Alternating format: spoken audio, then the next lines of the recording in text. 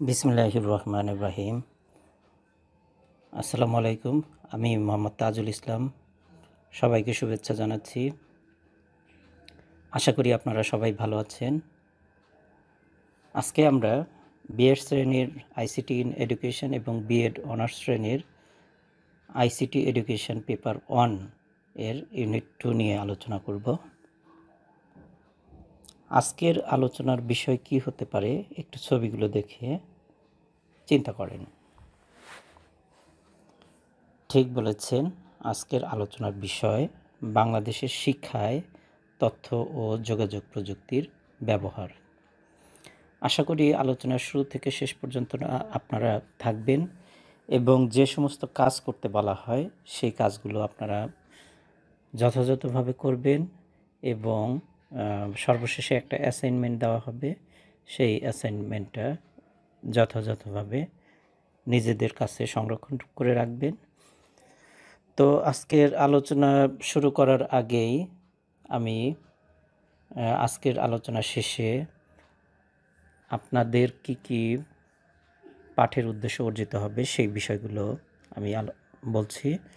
যে মূলত দুইটা বিষয়কে কেন্দ্র করে আজকের আমি এই পাঠটা সাজিয়েছি।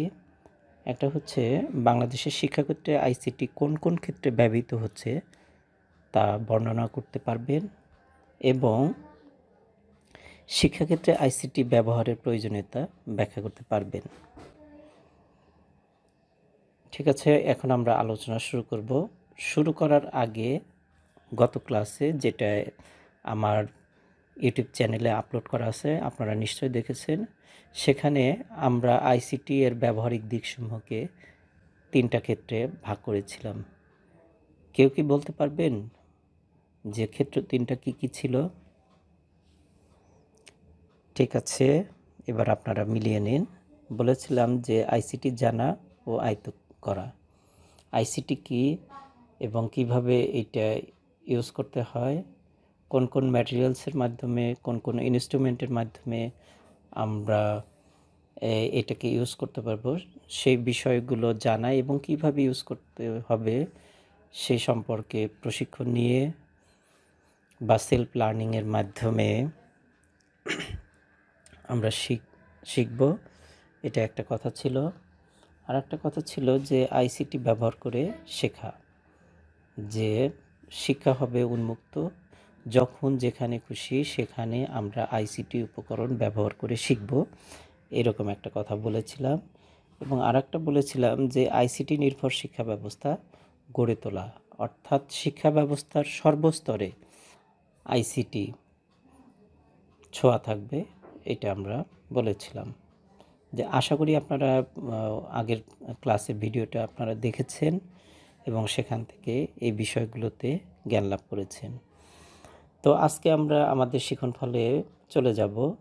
তার আগে আপনাদের প্রত্যেকের জন্য একক কাজ, সময় 3 মিনিট। আপনারা 5টা করে পয়েন্ট লিখবেন যে বাংলাদেশের শিক্ষাক্ষেত্রে আইসিটি কোন কোন ক্ষেত্রে ব্যবহৃত হচ্ছে।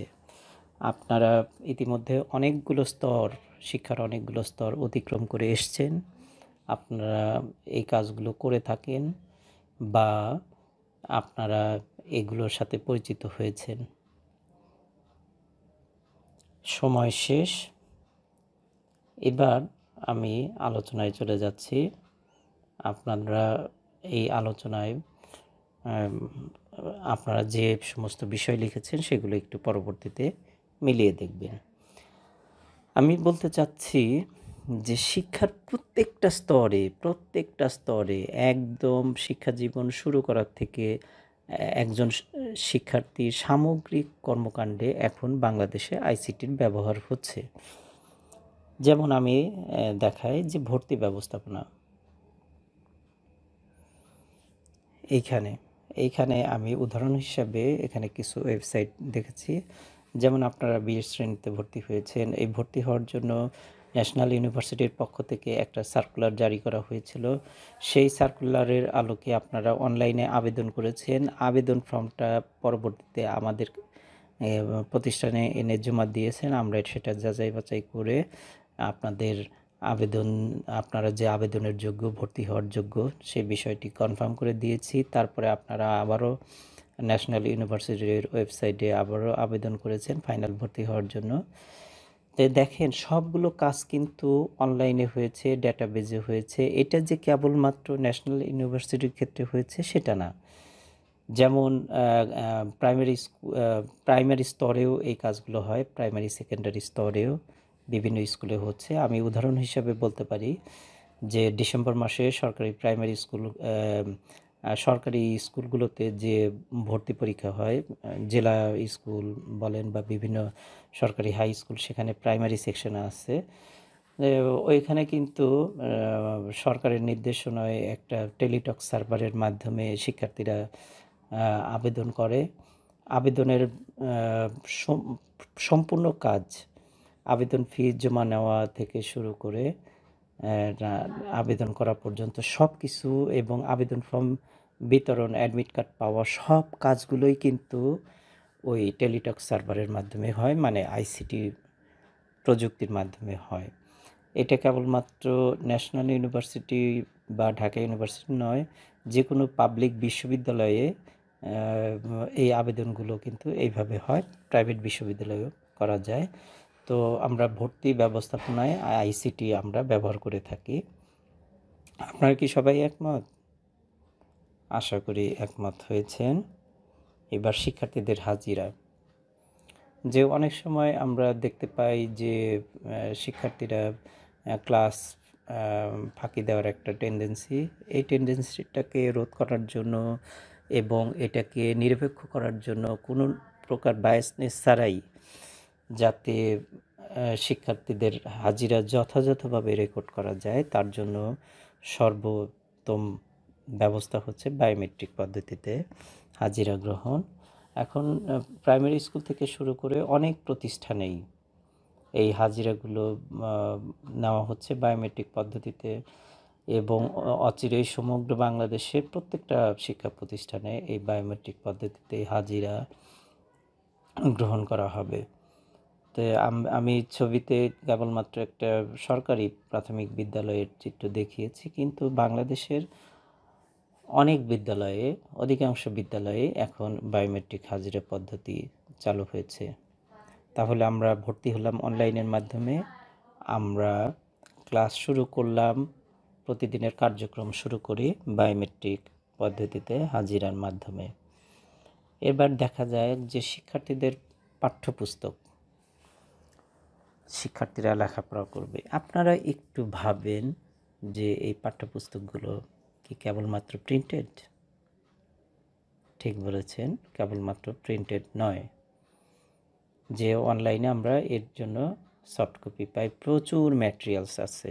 তো বাংলাদেশের ক্ষেত্রে দেখেন, বাংলাদেশে প্রাথমিক থেকে একদম ইন্টারমিডিয়েট লেভেল পর্যন্ত আমরা এনসিটিভির ওয়েবসাইটে গেলে আমরা যে কোনো শ্রেণীর যে কোনো বই কিন্তু বিনামূল্যে ডাউনলোড করে সেটাকে পড়তে পারি। কেবলমাত্র যে প্রাইমারি সেকেন্ডারি পর্যায়ে যে এই কাজগুলো হচ্ছে, এই বইগুলো হচ্ছে, সেটা না।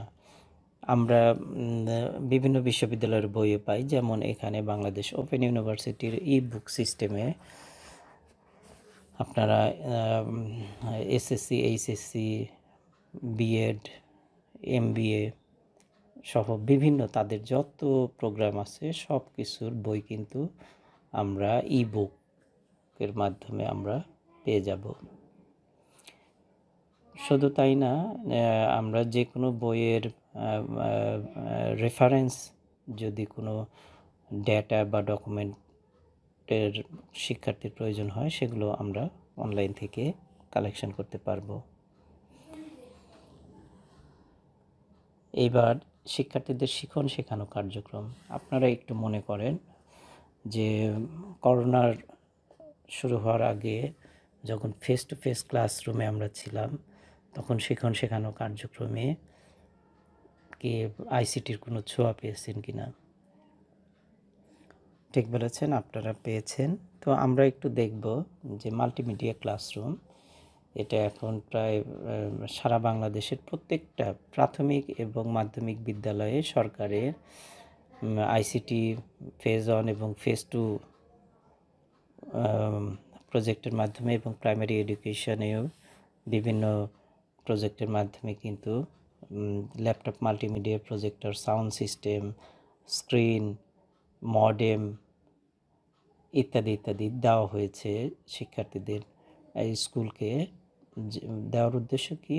দেওয়ার উদ্দেশ্য হচ্ছে শিক্ষকেরা এই মাল্টিমিডিয়া ব্যবহার করে ক্লাস নেবেন এবং শিক্ষকেরা যাতে মাল্টিমিডিয়া ব্যবহার করে ক্লাস নিতে পারেন তার জন্য তাদেরকে প্রয়োজনীয় প্রশিক্ষণ দেওয়া হয়েছে। একাধিকবার প্রশিক্ষণ দেওয়া হয়েছে। টিকিউআই টিচিং কোয়ালিটি ইমপ্রুভমেন্ট ফেজ 1 এবং ফেজ 2 এবং আইসিটি ফেজ 1 এবং ফেজ 2 এর মাধ্যমে প্রচুর শিক্ষককে এই ব্যাপারে ট্রেনিং দেওয়া হয়েছে এবং প্রাইমারি এডুকেশনের প্রাইমারি সেক্টরেও এই বিষয়গুলোতে প্রচুর ট্রেনিং দেওয়া হয়েছে। দেখেন এখন স্মার্টফোন এই করোনাকালীন সময়ে আরও বেশি গুরুত্বপূর্ণ ভূমিকা রেখেছে শিক্ষণ শেখানো কার্যক্রমের অংশ হিসাবে। এখন শিক্ষার্থীরা প্রাইভেট পড়তে পারছে না বা স্কুলে যেতে পারছে না, তখন কিন্তু তার প্রয়োজনীয় জিনিসগুলো ইউটিউব থেকে দেখে নিচ্ছে বা এই যে স্ক্রিনে প্রদর্শিত হচ্ছে এই অ্যাপগুলো কি আপনারা কি এগুলোর সাথে পরিচিত? হ্যাঁ, ঠিক বলেছেন। জুম অ্যাপ এবং গুগল মিট এগুলোর মাধ্যমে কি করা হয়? ঠিক বলেছেন, এগুলোর মাধ্যমে অনলাইনে ক্লাসগুলো যথাযথভাবে পরিচালনা করা সম্ভব এবং শিক্ষক শিক্ষার্থীর ইন্টারাকশানটা স্পন্টেনিয়াসলি অত্যন্ত ফলপ্রসূ ইফেক্টিভ ইন্টারাকশান করা সম্ভব অনলাইনে জুম এবং গুগল মিট ব্যবহার করে। আরও অ্যাপ আছে যেমন ফেসবুকের মাধ্যমে কি করা হয়? হ্যাঁ, এই যে আপনারা যে ক্লাসটা পেয়েছেন তার মেসেজটা কোথায় পেয়েছেন? এই ফেসবুকের মাধ্যমে। ফেসবুকের মাধ্যমে একজন শিক্ষার্থীর প্রয়োজনীয় ইনফরমেশনগুলো প্রতিষ্ঠান কর্তৃপক্ষ দিয়ে থাকেন। আপনার মেসেঞ্জার রুমের মাধ্যমেও আমরা গুগল মিট বা জুম অ্যাপের মতো ক্লাস পরিচালনা করে থাকি, কাজ করতে পারি। তো ফেসবুক এখন টিচিং লার্নিং অত্যন্ত গুরুত্বপূর্ণ ভূমিকা পালন করছে। এছাড়া অনেকে গুগল ড্রাইভের মাধ্যমেও গুগল ক্লাসরুমের মাধ্যমেও ক্লাসগুলো পরিচালনা করেছে। এখানে আমরা দেখতে পাচ্ছি একজন শিক্ষার্থী কি করছে। এখানে হোয়াটসঅ্যাপ ব্যবহার করে একটা ক্লাস দেখানো হচ্ছে বা অন্য কোনো অ্যাপ ব্যবহার করে দেখানো হচ্ছে, অনলাইনে ক্লাস করছে আর কি। আবার এই বিষয়টার সাথে আপনারা কি অবগত আছেন? কিশোর বাতায়ন কানেক্ট, এখানে কি করা হয়? এটা হচ্ছে শিশু কিশোরদের জন্য উন্মুক্ত একটা প্ল্যাটফর্ম। এখানে শিক্ষার্থীরা যাতে ইন্টারনেটের মাধ্যমে জয়ফুল লার্নিং হয়, তাদের চাহিদাগুলো টোটালি মেট আপ করার জন্য এখানে একটা প্ল্যাটফর্ম বাংলাদেশ সরকার করেছে, যেটার নাম হচ্ছে কিশোর বাতায়ন। এখানে কিশোরদের জন্য জীবন দক্ষতা, কমিকস মানে বিভিন্ন ধরনের রম্য রচনা বা রম্য কার্টুন, বিভিন্ন ধরনের বই, স্কুলের বিভিন্ন বিষয়াদি ইত্যাদি শিক্ষার্থীরা এখানে তাদের সৃজনশীল লেখা বা কাজ সব কিছুই আপলোড করতে পারে। এখান থেকে শিক্ষার্থীরা তাদের আইডিয়া, তাদের বিভিন্ন শিক্ষা বিষয়ক বুলেটিনগুলো এখান থেকে তারা কিন্তু কালেক্ট করতে পারে, এইভাবে শিখতে পারে। তো শিক্ষার শিক্ষাদান এবং শিক্ষা গ্রহণের জন্য আইসিটি কিন্তু গুরুত্বপূর্ণ ভূমিকা পালন করেছে। অনলাইন ক্লাস বলেন আর যাই বলেন না কেন, সব কিছুতেই এখন আমরা আইসিটির মাধ্যমে ফেস টু ফেস ক্লাস বন্ধ থাকলেও আমরা ডিস্টেন্স লার্নিং মোডে আমরা কিন্তু ক্লাসগুলো পরিচালনা করতে পারছি। তো আমরা দেখলাম যে শিক্ষার্থী ভর্তি হলো, ক্লাসে আসলো, তার পাঠ্যপুস্তক পেয়ে গেল অনলাইনে, তারপরে হচ্ছে তাদের জন্য বিভিন্ন মিডিয়া, আইসিটি বেস মিডিয়া ব্যবহার করে সে কিন্তু তার শ্রেণী কার্যক্রম অত্যন্ত সফলভাবে চালিয়ে যেতে সক্ষম হচ্ছে বাংলাদেশের এই সরকারের এই সুযোগ সুবিধা সৃষ্টির কারণে। এবার আমরা দেখি শিক্ষক শিক্ষার্থীদের নোটিশ বা নির্দেশনা। আপনারা একটু ভাবেন যে কিভাবে এখন নোটিশ বা নির্দেশনা ডিজিটালি দেওয়া যায়। এর আগে আমি বলেছিলাম যেমন হচ্ছে ফেসবুকের মাধ্যমে, আর কি হতে পারে? ঠিক বলেছেন যে ওয়েবসাইটের মাধ্যমে, যেমন টিচার্স ট্রেনিং কলেজ পাবনার এখানে একটা ওয়েবসাইট দেখানো হয়েছে। এখানে টিচার্স ট্রেনিং কলেজ পাবনার পক্ষ থেকে যদি কোনো নোটিশ থেকে থাকে আপনাদের জন্য, এটা ফেসবুকে দেওয়ার পাশাপাশি কিন্তু গুরুত্বপূর্ণ নোটিশগুলো এখানে আপলোড করে শিক্ষক এবং শিক্ষার্থীদের জন্য মেসেজ দেওয়া হয়। এর পাশাপাশি এখানে কিন্তু আরও অনেক সেবা আপনারা দেখতে পাচ্ছেন, এই সেবাগুলো নেওয়া যায়। এই যে ইউনিভার্সিটি অফ ঢাকা, ঢাকা বিশ্ববিদ্যালয়ের একটা ওয়েবসাইট আমি দেখাচ্ছি। এখানেও দেখেন, এখানেও ওই রকম শিক্ষকদের জন্য যদি কোনো কিছু জানানোর দরকার হয়, মানে নোটিশ থেকে শুরু করে রিসার্চ, অ্যাডমিশন, একাডেমিক বিষয়গুলো ইত্যাদি কিন্তু আমরা শিক্ষার্থীদেরকে আমরা ওয়েবসাইটের মাধ্যমে দিয়ে থাকি। এবং আমাদের কাছে যখনই ফোন আসে তখন আমরা অনেক সময় বলে থাকি যে ডিটেইল দেখার জন্য আপনারা ওয়েবসাইট, কলেজের ওয়েবসাইট দেখেন, বিশ্ববিদ্যালয়ের ওয়েবসাইট দেখেন। ঠিক আছে, এরপরে আমরা যাই যে শিক্ষার্থীদের মূল্যায়ন, এটা কি আইসিটির মাধ্যমে করা সম্ভব? আপনারা কি বলেন? আমি বলবো যে আমার সাথে আপনার পরিচয়, ব্যক্তিগত পরিচয় বা আত্মীয়তার সম্পর্কের কারণে অনেক সময় কিন্তু একটা বায়াস চলে আসে, আপনার প্রতি একটা সফট কর্নার তৈরি হয়ে যায় এবং মূল্যায়নের ক্ষেত্রে অনেক সময় এটাকে প্রভাবিত করতে পারে। কিন্তু আমরা যদি অনলাইনে পরীক্ষা নেই তখন কিন্তু এই বায়াসনেসটা থাকবে না। তো শিক্ষার্থীদের মূল্যায়ন করা হচ্ছে অনেক আগের থেকেই, মূল্যায়ন করা হচ্ছে এই অনলাইনের মাধ্যমে। আমি 2009 সালে বিদেশে একটা ইউনিভার্সিটিতে পরীক্ষা দিয়েছিলাম, সেখানে কোর্স সমাপ্তি পরীক্ষা, সেখানে কিন্তু আমরা অনলাইনে পরীক্ষা দিয়েছিলাম, একাধিকবার দিয়েছিলাম। তো গুগল ফর্মের মাধ্যমে অনেকে এখন পরীক্ষা নেওয়ার, অনেক প্রতিষ্ঠান পরীক্ষা নিচ্ছে। আবার হট পটেটোস নামে একটা টুলস আছে, সেই টুলসের মাধ্যমেও কিন্তু বিভিন্ন ধরনের কোশ্চেন তৈরি করে আমরা শিক্ষার্থীদের পরীক্ষা নিতে পারি। এই বিষয়ে কিন্তু শিক্ষকদের বহু আগের থেকেই ট্রেনিং দেওয়া হয়েছে যে হট পটেটোর মাধ্যমে কিভাবে বিভিন্ন ধরনের প্রশ্ন ক্রিয়েট করে শিক্ষার্থীদের মূল্যায়ন করা যায়, সেই বিষয়গুলো একদম নিরপেক্ষভাবে। তো শিক্ষার্থীদের মূল্যায়নও কিন্তু আমরা আইসিটির মাধ্যমেই করছি। আরও টুলস আছে, যেমন প্যাডলার নামে একটা টুলস আছে, সেই টুলসের মাধ্যমেও কিন্তু আমরা পরীক্ষাগুলো নিতে পারি, মানে মূল্যায়ন করতে পারি। এবার আসা যাক যে শিক্ষার্থীদের ফলাফল, পরীক্ষার ফলাফল, এটাও কিন্তু আমরা এখন সংগ্রহ করতে পারি আইসিটির মাধ্যমে।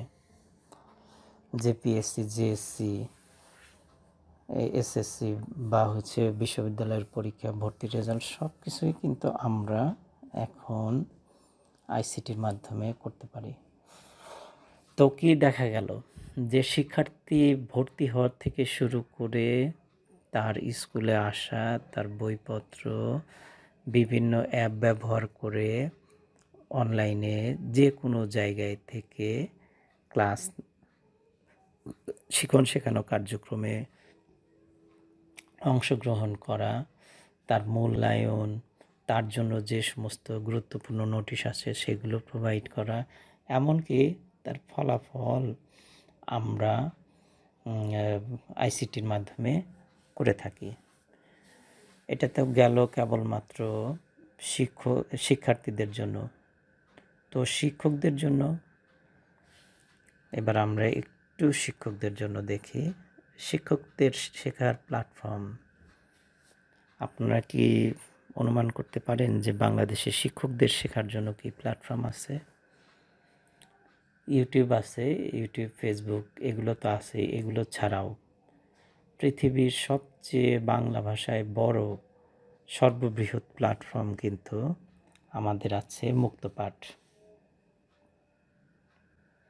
এবং পৃথিবীর আমি বলবো যে অন্যতম সেরা একটা প্ল্যাটফর্ম আমাদের সরকারের সৃষ্টি এই প্ল্যাটফর্ম থেকে শিক্ষকেরা যে বিভিন্ন বিষয়ের, তাদের মধ্যে যে সমস্ত ঘাটতি আছে বা নতুন নতুন বিষয়ে বিভিন্ন ধরনের ক্লাস কিন্তু করতে পারে।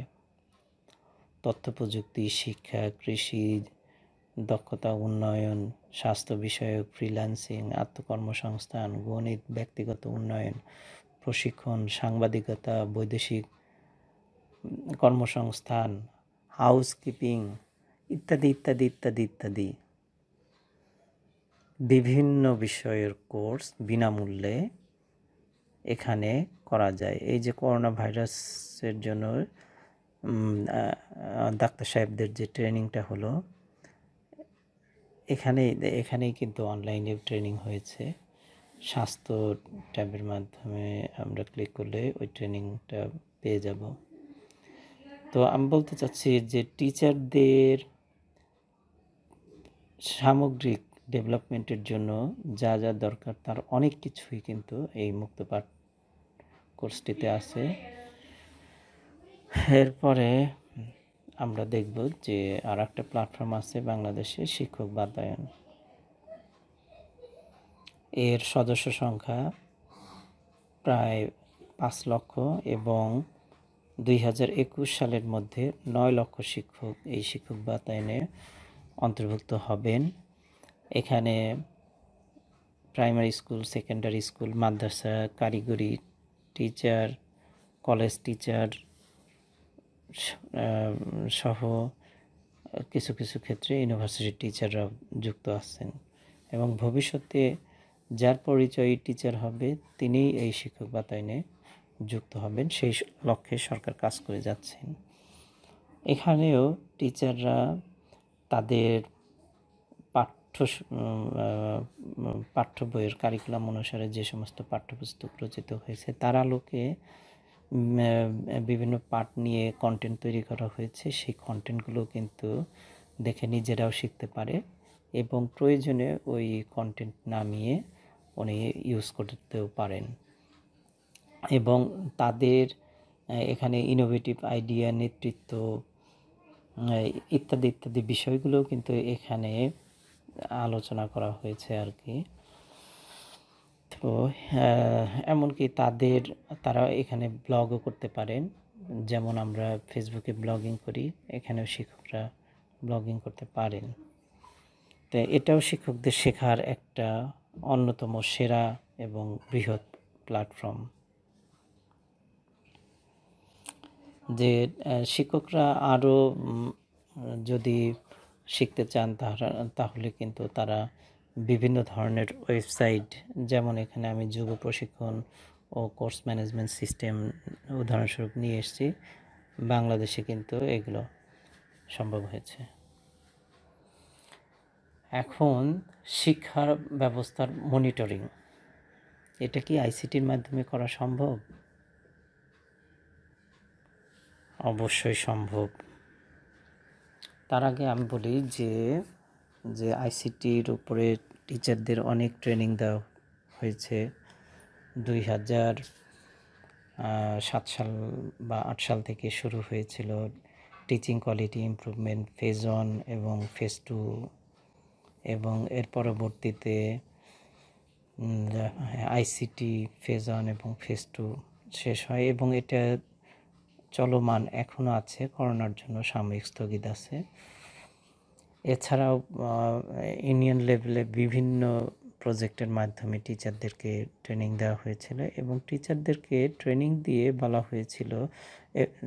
এবং আরেকটা কথা যোগ করি যে প্রত্যেকটা শিক্ষা প্রতিষ্ঠানে laptop, multimedia projector, sound system, modem ইত্যাদি ইত্যাদিও প্রোভাইড করা হয়েছিল, এবং বলা হয়েছিল যে টিচাররা যেন শ্রেণীকক্ষগুলোতে মাল্টিমিডিয়ার যথাযথ ব্যবহার করে।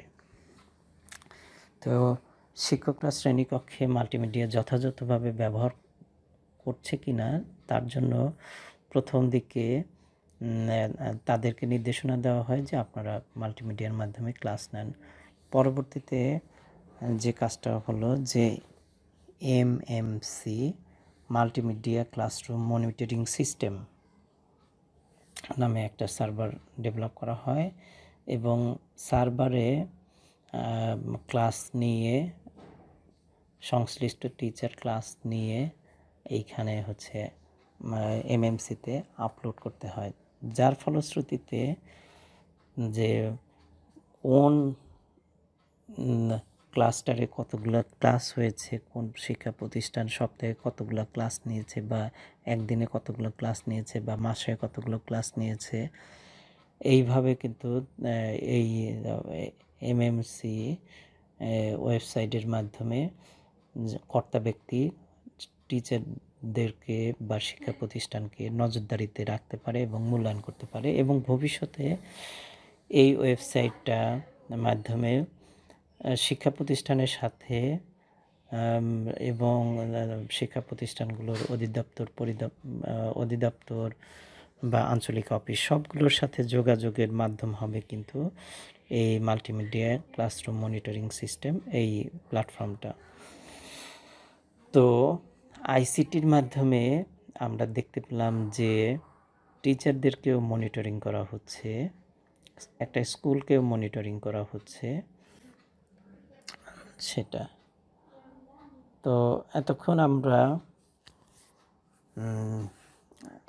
দেখতে পেলাম, আজকের আলোচনায় আমরা দেখতে পেলাম যে শিক্ষার সর্বস্তরে বাংলাদেশের শিক্ষা ব্যবস্থার প্রত্যেকটা স্তরেই আইসিটি ব্যবহার হচ্ছে, কি শিক্ষকদের জন্য কি শিক্ষার্থীদের জন্য, সর্বক্ষেত্রেই আইসিটি। তো এবার আপনাদের জন্য একটা দলীয় কাজ থাকবে যে শিক্ষাক্ষেত্রে আইসিটি ব্যবহারের প্রয়োজনীয়তা, যে এটার প্রয়োজন ছিল কি না, এরকম ডেভেলপমেন্টের দরকার ছিল কি না। সময় 5 মিনিট, আপনারা যারা একসাথে বসে ক্লাস করছেন তারা এটা দলীয়ভাবে করেন, আর যারা ইন্ডিভিজুয়ালি আছেন করোনার কারণে তারা ইন্ডিভিজুয়ালি কাজ করেন যে শিক্ষাক্ষেত্রে আইসিটি ব্যবহারের প্রয়োজনীয়তা কতটুকু। সময় 5 মিনিট। আশা করি সময় শেষ হয়ে গেছে। আপনাদের উত্তর আমি পরবর্তীতে যখন ক্লাস শুরু হবে তখন শুনব। এখন আপনাদের সকলের জন্য হোমওয়ার্ক থাকবে। অ্যাসাইনমেন্টটা হচ্ছে কেবলমাত্র আইসিটি এর ব্যবহার শিখন শেখানো কার্যক্রমকে সহজ করে দেয়। উত্তরের সাপেক্ষে বিপক্ষে যুক্তি উপস্থাপন করে মেইল করে পাঠাবেন। ঠিক আছে, এইটা আপনারা এর হার্ড কপি আপনারা সংরক্ষণ করে রাখবেন এবং যখন আমরা চাবো প্রতিষ্ঠান খোলা মাত্রই তখন আমাদেরকে সরবরাহ করবেন। তো এতক্ষণ আমরা আমাদের দেশের প্রেক্ষাপটে আইসিটি শিক্ষাক্ষেত্রে ব্যবহারের উপর আমরা অনেক আলোচনা করেছি। যদি কোনো প্রশ্ন থাকে তবে অবশ্যই আমাদের ফেসবুক পেজ বা ইমেইল করে পাঠাবেন।